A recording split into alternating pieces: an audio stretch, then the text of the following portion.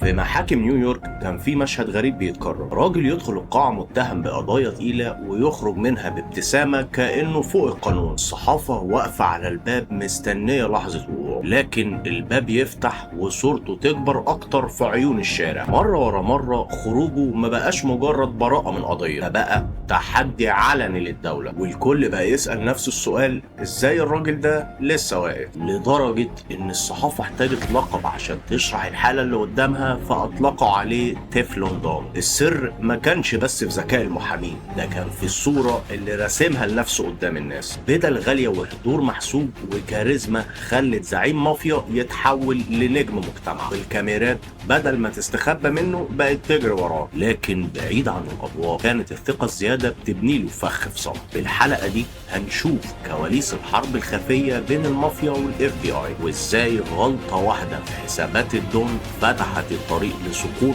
ملوش رجعة. دي حكاية الدون الأنيق جون جوتي. السلام عليكم، أنا مصطفى عادل ودي قناة تسريب خفي.